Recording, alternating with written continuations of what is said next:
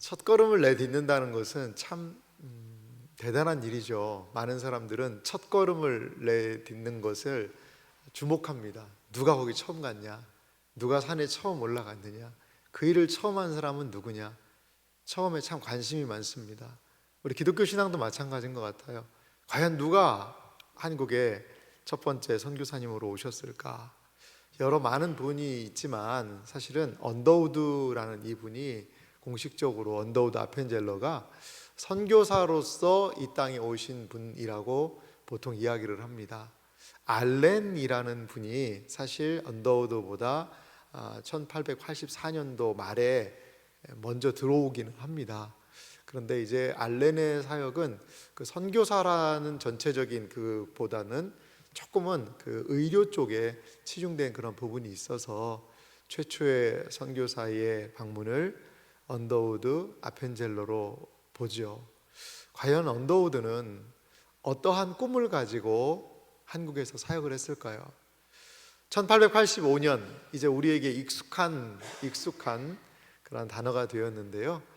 연도가 되었는데 1885년이라는 그때 언더우드가 4월 5일에 이 땅을 오시는데 한국에서 사역을 약 한 32년간 하세요. 그동안에 이 땅에서는 어떤 일이 벌어졌을까요? 겨자씨가 있습니다. 겨자씨는 매우 작은 씨죠. 여러분 머스타드 소스 있지 않습니까? 이게 겨자에서 나온 소스 아니겠어요? 아주 작은 이 손톱하고는 뭐 비교가 안 될 정도로 저렇게 작은 씨앗인데 이 작은 씨앗이 참 큰 겨자 나무를 만든다. 예수님이 하신 말씀 아닙니까? 오늘 본문 말씀을 좀 다시 한번 보면은요. 예수님이 이런 비유를 말씀하세요. 또 비유를 들어 이르시되 천국은 하나님의 나라에 대한 이야기예요. 마치 사람이 자기 밭에 갖다 심은 겨자씨 한 알 같으니 자기 밭에다가 이 겨자씨를 심은 거죠. 더 엄밀하게 이야기하면 겨자씨는 심지 않습니다. 그냥 뿌립니다. 흩어 뿌리는 거죠. 어떻게 저 작은 씨를 일일이 땅을 파고 하나씩 심겠어요? 그냥 흩어서 뿌리는 거죠. 그런데 그 흩어 뿌리는 한 알이 땅에 떨어졌다는 거죠. 떨어졌어요. 그런데 어떻게 되냐면 32절 보십시오. 이는 모든 씨보다 작은 것이로되 자란 후에는 풀보다 커서 나무가 되매 공중의 새들이 와서 그 가지에 깃들이느니라. 겨자씨의 매우 작은 한 알이 자란 후에는 그냥 일반 풀보다 커서 나무처럼 자란다는 거죠. 저도 어릴 때 저희 부친이 겨자씨를 하나 갖다가 구해서 한번 이렇게 심어보신 적이 있는데요. 그래도 한 2m 50까지는 자라는 걸 제가 봤습니다. 뭐 여러 가지 상황이 다르겠지만요. 깜짝 놀랐습니다. 정말 크게 자라더라고요. 자, 겨자씨 한 알 거기에서 그 크게 자라는 나무를 상상할 수 있을까요? 여러분, 그 겨자씨 작은 그 한 알, 그 작은 그 한 알이 어떻게 큰 나무가 될까요? 여러분, 제가 질문해 볼게요. 사과 씨앗 하나 있잖아요. 사과 씨앗 하나에 과연 몇 개의 사과가 들어있을까요? 사과 씨앗 하나에 과연 몇 개의 사과가 그 속에 들어있는 것일까요? 아무도 모릅니다. 아무도 몰라요. 하나님께 순종한 한 분, 이 언더우드라는 이분을 통하여 하나님은 겨자씨의 역사를 이 땅 가운데 펼쳐 보이셨다는 거죠. 언더우드 이분은요, 한국 이름을 원두우라고 지으셨어요. 그러니까 한국에 오신 선교사님들이 거의 다 한국 이름들을 가지고 계세요. 그러니까 언더우드 하니까 원두. 그래서 그냥 이름이 좀 비슷하게 이런 식으로 짓고 또 한문에 의미를 둬서 짓습니다. 그래서 이분이 이제 우리가 알지만 신천에서 주로 사역을 많이 했으니까 신천원씨라고 그럽니다. 저 사람을 신천원씨. 원두라는 이름의 이 호러스 언더우드가 이분이 1859년에 태어나셨는데요. 1916년에 57세에 하나님의 부름을 받아요. 여러분, 57이면 너무나 아까운 나이 아닙니까? 57세면 너무나도 아까운 나이인데 그때에 하나님의 부름을 받습니다. 이분이 왜 돌아가셨나 여러 가지를 봤더니 무리를 많이 하신 것 같아요. 무리를 너무 많이 해서 그 사역의 이야기들을 쭉 살펴보니까 옆에 같이 있던 동료 의사들이 계속 안 된다, 이렇게 하면 안 된다, 가서 쉬어야 된다 굽고 말려서 사역을 좀 내려놓고 쉬고. 근데 그분은 그냥 편안하게 쉰 게 아니라요, 미국 가서 이제 요양을 하고 쉬는데, 그런데도 거기 가서 뭐 하느냐, 모금 활동하고 다니고요. 모금 활동.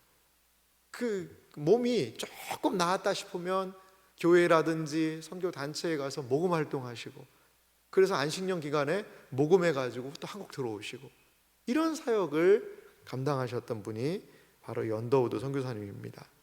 자, 이 선교사님의, 이 언더우드 선교사님의 삶을 좀 구체적으로 좀 들어가 보면요, 1859년에 이분이 런던에서 태어나셨더라고요. 영국의 런던에서. 그랬는데 13세에 이 가족이 다 미국으로 이주를 합니다.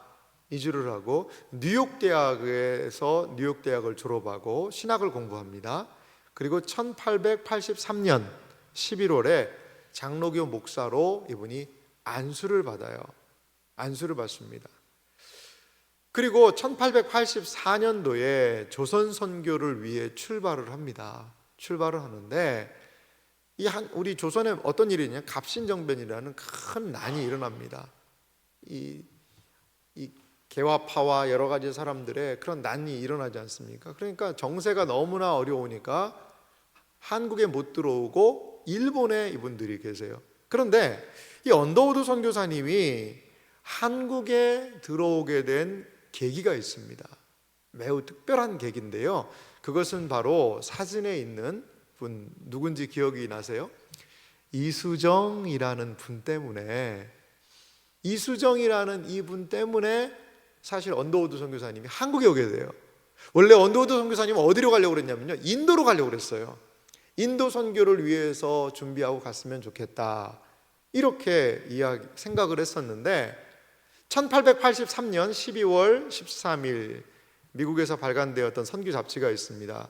The Missionary Reward of the World라는 그 잡지에 이수정이라는 이 사람의 무엇이, 이 편지가 거기에 실린 것을 언더우드 선교사님이 읽는 거죠.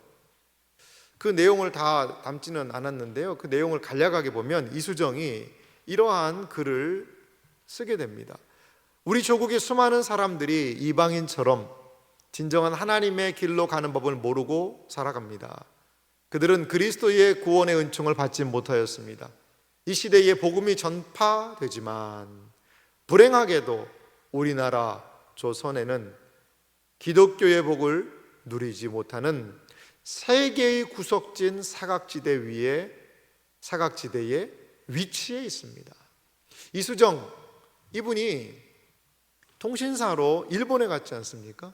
일본에 가서요 1882년에 일본에 갔는데, 일본에 간 지 약 7개월 만에 세례를 받습니다. 세례교육이 된 거예요. 그래서 이 이수정 이분이 아마도 이게 학식이 있는 분이고요, 학자거든요. 이분이 일본의 모습을 살핀 거죠. 일본에는 그 당시에 복음을 접한 지 약 30년 정도 된 거예요. 그러면서 일본 학자들을 만나고 선교사님들을 만나면서 이 나라 조선을 살릴 수 있는 길은 뭐밖에 없다? 기독교밖에 없다. 복음밖에 없다. 그러면서 이분이 신앙을 받아들이게 되고, 그리고 이 성경의 중요성을 깨닫게 돼요. 그분도 한문 성경을 읽으면서 그 한문 성경에 큰 감동을 받고 신자가 되거든요. 그래서 이 이수정 이분이 마가복음을 번역을 하기 시작한 겁니다. 이수정이 꿈을 꿨다고 그래요. 꿈을 꿨는데 키 큰 큰 사람과 키 작은 어떤 사람이 있었는데 이 두 사람이 무슨 보따리를 들고 가더라는 거죠. 그래서 보따리에 이게 뭐냐고 물어봤대요, 이수정이. 그랬더니 그 사람이 그런 얘기를 하더래요. 이게 책인데 당신 나라를 살릴 책이라고. 당신 나라를 살릴 책이라는 그러한 너무나도 선명한 꿈을 꾼 거예요. 그래서 이수정이 그 내용을, 그 꿈을, 정말 생시와 같은 꿈을 기억하면서 일본에 있는 신앙의 믿음의 사람들과 함께 상의를 해서 이 성경을 번역하게 됩니다. 모리스라는 선교사님이 그 부분을 많이 도와주셨는데요. 그래서 성경을 번역하게 돼요. 그 이수정은 그래서 미국이 우리나라를 선교사님으로 도와줘야 된다, 이것을 강력하게 주장을 하고 그리고 준비를 합니다. 자, 이러한 이수정의 편지를 받아든 사람이 누굽니까? 바로 언더우드 선교사님이었다는 거죠. 그는 선교사 지원서에 이런 걸 썼다고 그래요. 해외 선교에 관심을 가지면서 어떤 나라로 갈지 결정하지 못하고 있는데 일본에 있는 회심한 한 조선인 귀족으로부터 선교사를 보내달라는 호수의 편지를 받고 내 마음은 떨리고 흥분되었습니다. 그 조선인의 이름은 리주태, 이수정이라는 발음을 일본말로 발음한 겁니다. 입니다. 그래요. 이수정의 이 편지 때문에 이 언더우드의 마음이 열린 거죠. 언더우드의 마음이 열려서요, 이 감리교 목사인 아펜젤러까지도 같이 가게 된 겁니다. 같이 가게 된 거예요. 사실 그때 언더우드 선교사님이 약혼녀가 있었다고 그래요. 약혼녀. 그래서 약혼녀에게 그랬대요. 나 선교를 간다. 어디로 갑니까? 조선이라는 나라로 간다. 조선이 어느 나라입니까? 아무 말도 못했대요. 조선은 어떤 사회입니까? 아무 말도 못했대요. 그러면 당신은 이 선교사로 간다고 그랬는데 조선에 대한 게 아는 게 뭡니까? 그랬더니 조선에는 그리스도의 복음을 기다리는 수많은 영혼이 있다. 그거 딱 하나 알더라는 거죠. 하나. 그래서 이 약혼녀분이 어떻게 하느냐? 난 당신하고 못 가겠다. 아니 뭐 분명한 선교지도 아니고 어떻게 따라가냐? 그래가지고요 파혼을 당합니다. 파혼. 결혼은 하지는 않았습니다만 약혼하려고 지금 그렇게 이야기가 오가다가 그래서요 혼자 오세요. 함께 왔던 아펜젤러 선교사님은 결혼한 분이었기 때문에 같이 오시지요. 놀랍게도요 아펜젤러 언더우드 선교사님이 일본에 가 있는 동안에 누구를 만난 줄 아세요? 이수정을 만납니다. 이수정을 만나요. 이수정을 만나서 이수정에게 언더우드 선교사님이 한국말을 배워요. 뭐 많은 기간을 하지는 못하지만 어떤 사람은 3개월, 어떤 사람은 1년 이렇게 얘기하는데 제가 봐도 한 3개월여 정도 된 것 같아요. 그러면서 한국말을 배우고, 그리고 이수정은 상당히 어느 정도 직급이 높고 한국 정세를 잘 아는 사람이었어요. 그렇기 때문에 한국 조정이 어떻게 돌아가는지, 한국 사회가 어떤지를요 한 그 3개월 동안에 어떤 측면에서는 오리엔테이션을 한 거예요. 한국에 갑친정민이 없었다면요 아마 바로 해서 들어갔을 거예요. 하지만 그런 어려움 때문에 오히려 그 지체가 이수정으로 하여금 언더우드 아펜젤러 선교사님에게 조선의 상황에 대해서 어떻게 보면 선교 앞으로 사역에 대한 오리엔테이션을 한 겁니다. 자, 하나님의 섭리가 너무 놀라운 것 같아요. 그리고 결정적으로 뭘 주죠? 마가복음, 자기가 번역한 성경을 이 선교사들에게 건네줍니다. 그리고 이들은 1885년 4월 5일 제물포 인천으로 아펜젤러 언더우드 선교사님이 조선의 선교를 들어오게 됩니다.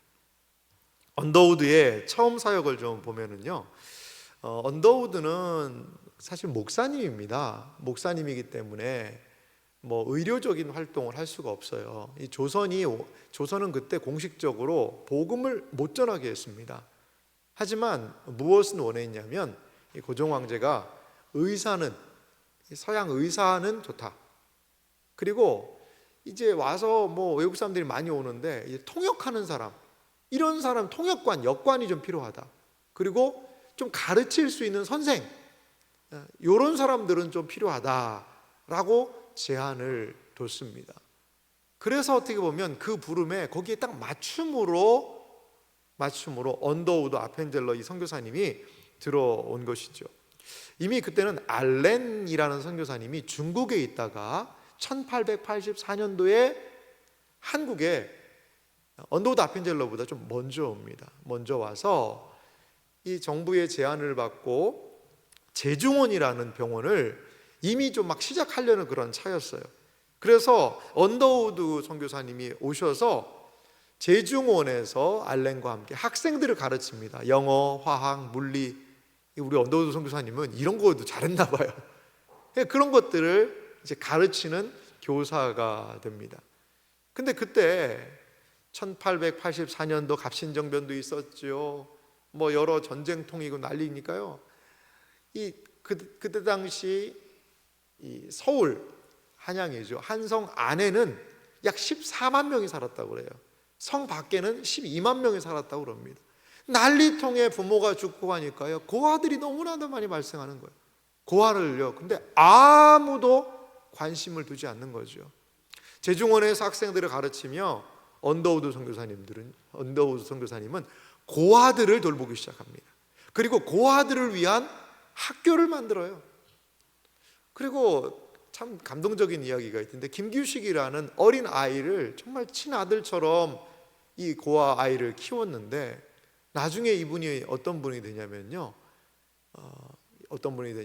우리가 해방이 되고 이분이 부총독이라는 우리나라의 지도자가 돼요. 나중에 언더우드 선교사님이 미국으로 유학도 보내고 하거든요. 그러니까 정말 고아 아이를 거두어서 이 한국을 위해서 일꾼으로 언더우드 선교사님은 만든 걸 볼 수가 있어요. 그리고 언더우드 선교사님이 제중원에서 일을 할 때 노충경이라는 사람이 이 언더우드 선교사님이 하는 일들을 살핍니다. 그리고 몰래 언더우드 선교사님의 책도 갖다 읽어요. 그리고 마가복음 그 책을 읽은 다음에 어느 날 이 노충경이 언더우드 선교사님을 부르는 거예요. 그러더니 이 내용이 뭔지 나에게 좀 소개를 해달라. 이 책의 내용이. 그 당시에 조선에서 복음을 전하면요, 안 되는 그런 상황이었거든요. 그러면서 복음을 전하죠. 몰래 은밀하게. 그러자 이 노충경이 세례를 받겠다라고 얘기해요. 나에게 세례를 달라고. 그래서 노충경이 조선에서 1호로 언더우드 선교사님의 비밀리에 세례를 받게 되는 일도 일어납니다. 언더우드 선교사님은 그 이후에 세문안 교회를 개척해서 거기에서 자기 사랑방에서 시작하거든요. 그렇게 하시기도 하고. 그리고 언더우드 선교사님이 결혼 안 하고 혼자 왔었잖아요. 결혼을 하게 돼요. 1888년도에 이 릴리어스 호툰이라는 분이 제중원의 여의사로 옵니다. 여의사로 와서 궁중에서 이제 왜 여의사가 필요하냐면, 남자들에게 그 당시에는 몸을 보이는 것을 수치로 여겼기 때문에 여자들을 진료를 못하는 거죠. 특별히 이제 황실 안에 왕비라든지 이런 분들을 진료를 못하는 거예요. 그래서 여의사가 88년에 왔고, 그 릴리어스 호튼과 또한 같이 또 일들을 하면서 언더우드 선교사님은 1889년에 결혼식을 하게 돼요. 근데 이 릴리어스 호튼이요, 언더우드보다도 나이가 8살이나 많았대요. 8살이나. 그런데도 둘이 같은 마음을 품고 함께 하게 되는 것을 볼 수가 있습니다. 이들에게 참 재밌는 에피소드가 있는데요. 여러분, 결혼하면 신혼여행을 가야 되잖아요. 그러면 잠시 뭐 본국으로 가서 좀 쉼을 누리고 온다던가 이렇게 할 법도 한데요, 이들 둘은요, 결혼을 하고 신혼여행을 어디로 갔느냐? 평안도 지역, 그러니까 북쪽 지역으로 갔어요. 한 2달 정도 신혼여행을 갔는데요, 1600km를 걸어 다니면서 뭐 말도 좀 탔겠죠. 그러면서 이 북쪽 지역의 상황을 쭉 돌아보고 왔다고 그래요. 그리고 이때에 언더우드 선교사님이 아예 우리나라는 그게 힘드니까 이 국경을 넘어가서 그 조선 사람들에게 전도를 하고 그들의 한 33명에게 세례를 줬다는 그런 이야기도 있어요. 여러분, 참 뜻깊은 신혼여행 아닙니까? 제가 사진을 몇 장 준비했는데요. 이분이 릴리어스 호튼 여사고요. 두 분이 결혼을 해서 저 위에는 이제 뭐 가마 같은 것도 있고 뭐 여러 가지 있는데 이 뭐 출발할 때의 행렬이 뭐 저렇게 됐었다라고 사진 자료가 좀 있습니다. 밑은 뭐냐면 이분들이 살았던 집이에요. 여기가 그 사랑채에서 세문안 교회라는 교회가 시작하게 된 것을 우리는 좀 자료를 통해서 살펴볼 수가 있습니다. 그래요. 언더우드 선교사님이 한국에 오셔서 정말 아이들을 보살피고 그리고 이 땅에 필요한 것들을 위해서 많은 심혈을 기울였던 것을 우리는 볼 수 있습니다. 구체적으로 언더우드 선교사님의 사역을 좀 보니까 이 출판 사역을 이분이 상당히 좀 많이 하는 것을 볼 수가 있어요. 한국에 와서 이제 이수정의 마가복음, 이게 국한문 병기에서 그것은 이제 썼거든요. 그렇기 때문에 이 책은 사실 참 좋았는데 어느 정도 학식이 있는 사람들이 볼 수가 있는 책이었어요. 성경이었죠. 그래서 좀 더 일반 사람들이 볼 수 있는 쉬운 성경을, 쉬운 한글로 된 성경을 우리가 번역을 하자, 번역위원회를 조직을 합니다. 그래서 1900년에 이 신약 전서를 완간을 해요.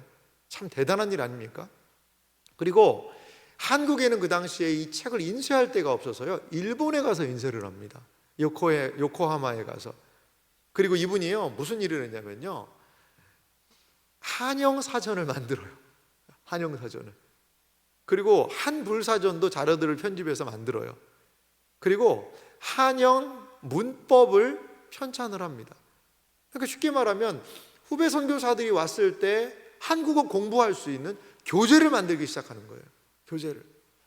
그리고 그리스도인들을 위해 한 것도 있지만 일반 자료들을 담아서 그리스도인 신문을 발행합니다.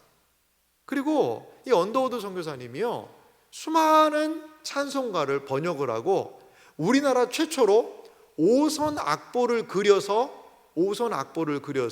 거기에다가 곡을 한 찬송가를 발행을 해요.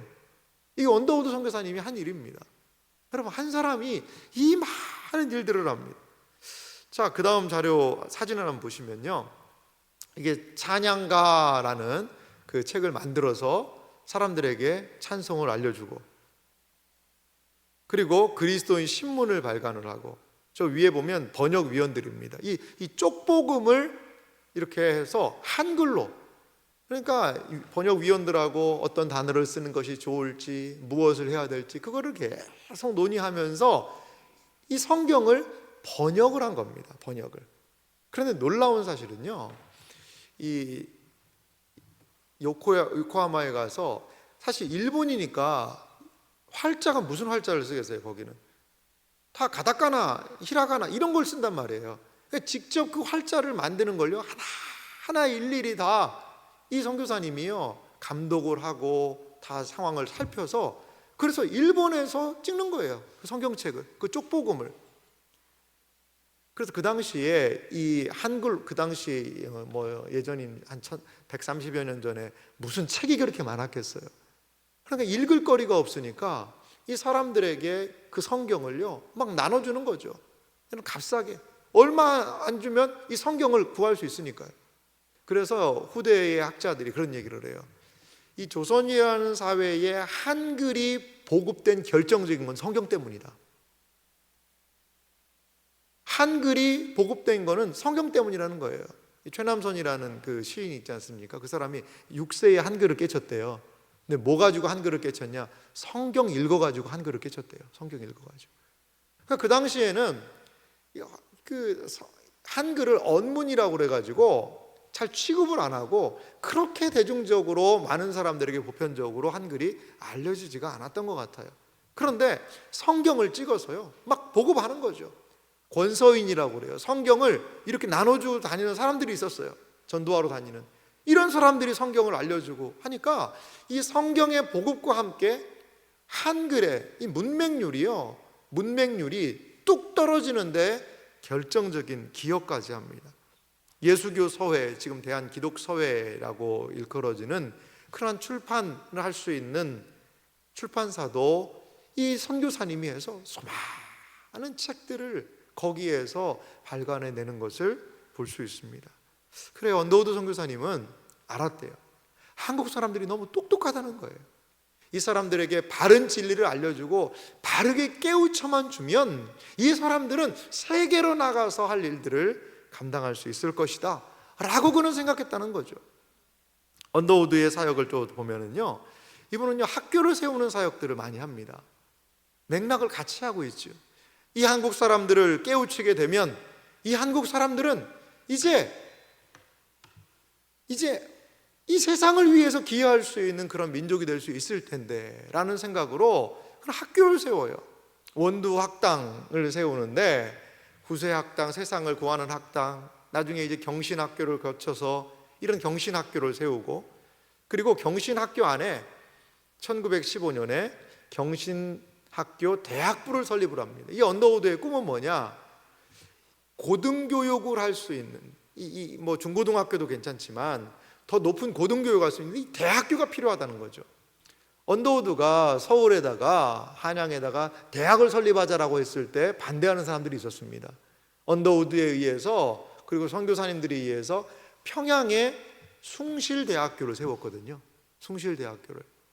그래서 거기는 그리스도인들이 입학을 했습니다. 그리고 거기에서 목사들을 배출하는 그런 학교였어요. 아니 그거면 되지 무슨 학교를 더 세우냐. 그런데 언더우드는 다른 생각이 있었어요. 조선인이면 누구나 올 수 있는 학교를 좀 세우자. 그래서 대학 교육을 해야 된다. 이들을 교육하지 않으면 계속해서 이러한 어려움을 당한다. 근데요 여러분, 지금 1915년이 무슨 시대입니까? 일제시대예요. 1910년에 한일합방이 있고요.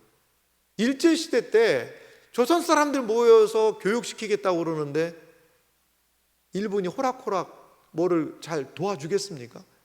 여러 가지로 인가를 안 내주는 거예요. 인가를. 그런데 감사하게도 1917년 연희 전문학교 드디어 인가를 받습니다. 인가를 받아요.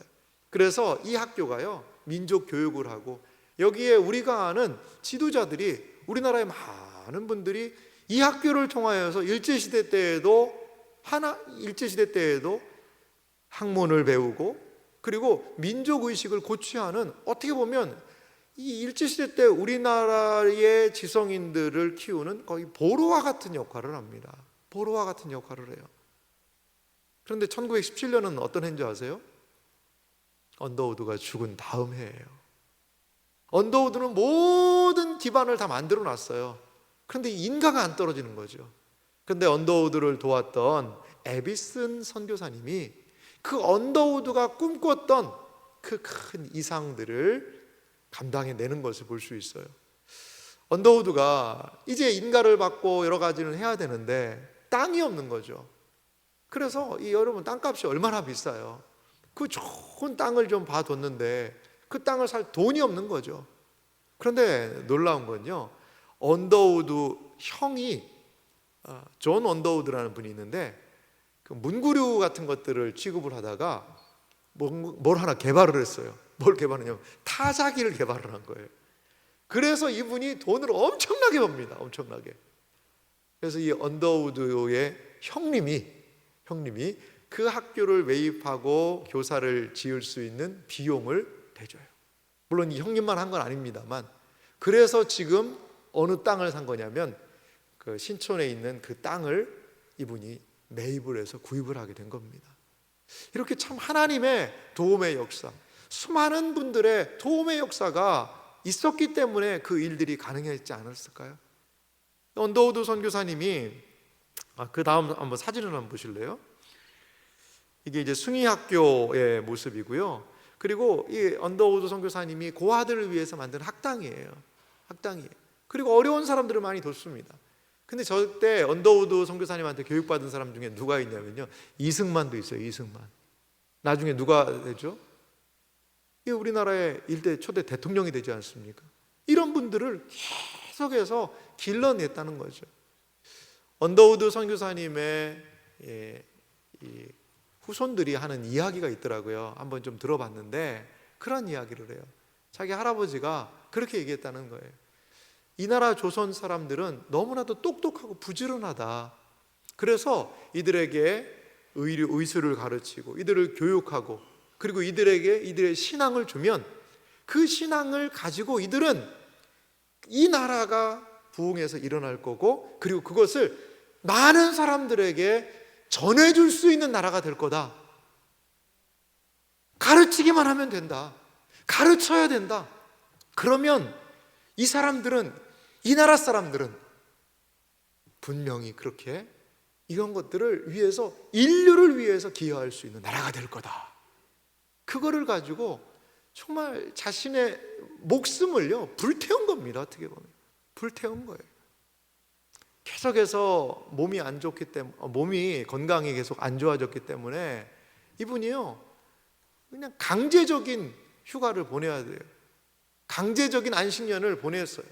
근데 봤더니 그 강제적인 안식년을 하는 동안에 미국 전역을 돌면서요 모금 활동을 하더라고요. 신학교에 가서, 교회에 가서, 선교단체에 가서. 그래서 이 언더우드의 영향으로 또 수많은 선교사님들이 오세요. 수많은 선교사님들이.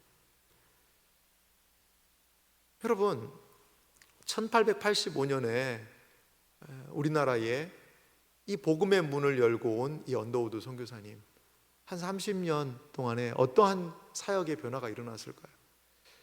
어떤 분이 1912년도 자료를 보는데 그때 당시에 조선에 그리스도인 인구가 12만 명이었대요. 여러분, 12만 명. 조선에 여러분 언더우드 선교사님이 들어온 지 뭐 30년도 안 된 한 20년 어간에 조선의 그리스도인이 12만 명이 됐다는 사실을 여러분 어떻게 생각하십니까? 노춘경 세례 한 명 줬잖아요.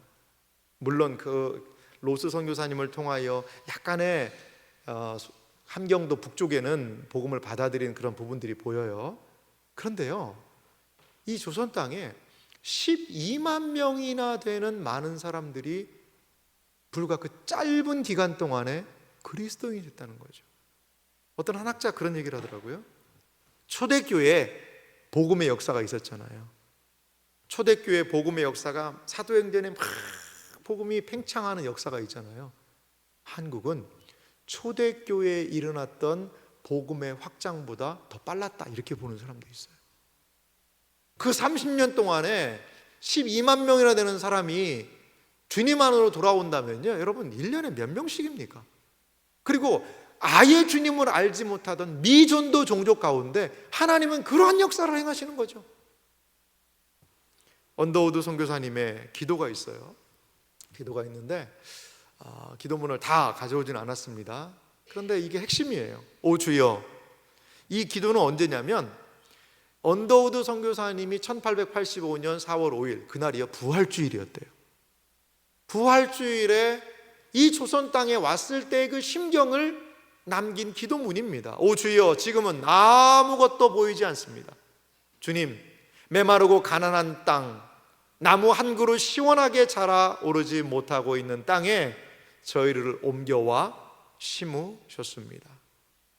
지금은 예배드릴 예배당도 없고 학교도 없고 그저 경계의 의심과 멸시와 천대함이 가득한 곳이지만 이곳이 머지않아 은총의 땅이 되리라는 것을 믿습니다. 주여, 오직 제 믿음을 붙잡아 주소서. 이곳이 머지않아 은총의 땅이 되리라는 것을 믿습니다. 이 언더우드 선교사님에게 있는 현실을 능가하는 겨자씨만한 믿음이었죠. 겨자씨만한. 그 겨자씨만한 믿음이 무엇이 되었습니까? 나무 한 그루 시원하게 자라지 못하는 그 땅에 복음의 나무가 자라납니다. 교육의 나무가 자라납니다. 사람들의 의식이 변화됩니다. 그리고 지금 이 나라 대한민국은 의술을 다른 나라 사람들에게 고치는, 그리고 교육으로, 그리고 기독교 신앙으로 선교사를 세계에서 미국 다음으로 가장 많이 배출한 그런 나라로 하나님은 이 나라를 바꾸어 주셨다라는 거예요. 이 한 사람의 겨자씨만한 그 믿음, 언더우드의 비전, 언더우드의 꿈에 하나님은 역사하신 것입니다. 이 사진은요, 다음 사진을 보면 언더우드 선교사님을 기리면서 그 학교에 이분을 좀 기리는 그런 동상을 하나 만들자라고 이야기를 해서 동상을 만들었대요. 연세대학교 안에 저도 저 앞을 가봤는데요. 그리고요, 놀라운 사실은 이 언더우드의 아들이 하나 태어납니다. 아들이 한 명 태어났는데 그 아들도 아버지를 이어서 선교사로 이 학교를 위해서 일을 합니다. 그리고 그 원한경이라는 이분의 또 아들이 또 3명 있었는데요. 그 세 아들은요, 동일하게 아버지하고 같이 할아버지처럼 학교를 위하여서 같이 일을 하고 한국 선교사로 쓰임 받아요. 그 놀라운 사실은요, 그 세 아들이 언더우드의 손자들이죠. 6.25 전쟁에 다 동참합니다. 6.25 전쟁. 그리고 언더우드 선교사님의 그러니까 증손자까지 지금 현재 연세대학교를 같이 돕고 이 나라를 위해서 애쓰고 있는 것을 볼 수가 있습니다. 사랑하는 성도 여러분, 겨자씨만한 믿음, 이 믿음의 놀라운 역사를 우리는 언더우드 선교사님을 통해 보게 되는 것 같아요. 그 한 사람 안에 있던 열정이요, 그 한 사람 안에 있던 그 꿈이요, 얼마나 놀라운지 몰라요. 내가 받은 그 사랑을, 그 은혜를 이제 그들을 위하여서 아낌없이 내어주고 온 마음과 몸을 기울여 내어주고, 그리고 한국 사회는, 이 한국 땅은 그 놀라운 복음의 역사를 지금 이렇게 보고 있는 것입니다. 사랑하는 성도 여러분, 선교란 이런 것입니다. 겨자씨로 시작하지만 하나님이 나무가 되게 하시는 것. 우리는 겨자씨만한 믿음밖에 없지만 하나님이 때를 따라 역사하시는 것. 이 놀라운 현장에 우리가 서 있기를 소망하고 우리의 삶이 그 주님이 원하시는 그 선교 사역에 동참하는 은혜가 모두에게 있기를 주님의 이름으로 축원합니다. 우리 이 시간에 같이